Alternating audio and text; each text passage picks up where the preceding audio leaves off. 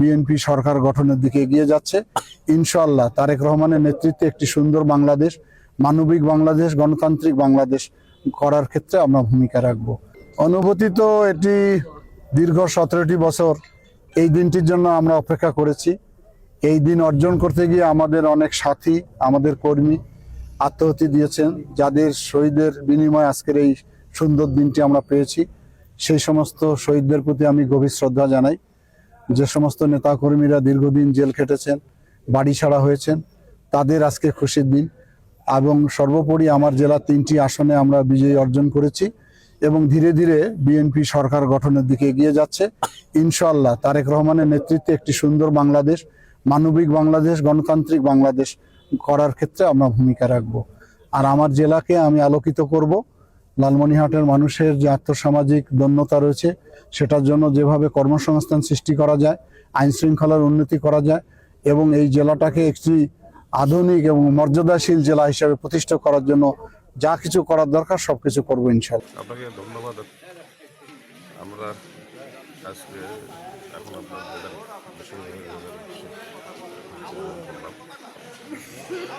অনেক ভালো লাগছে।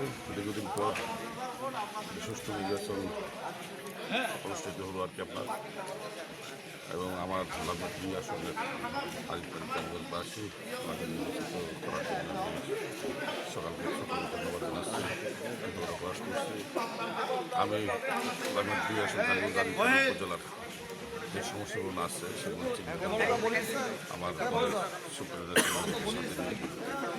এলাকার সুবিধাদেরকে সাথে নিয়ে সেগুলো আর কি আপনার সমাধান করার চেষ্টা করেছি। বেশি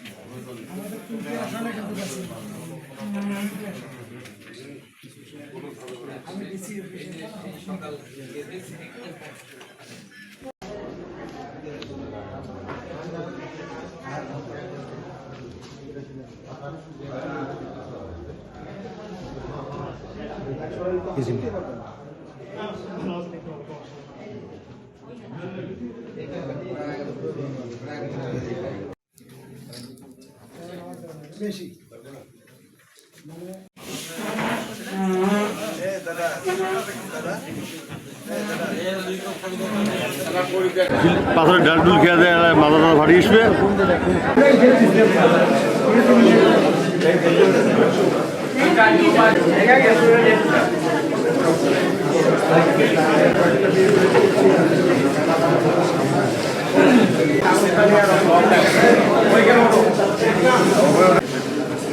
লাইট কই কি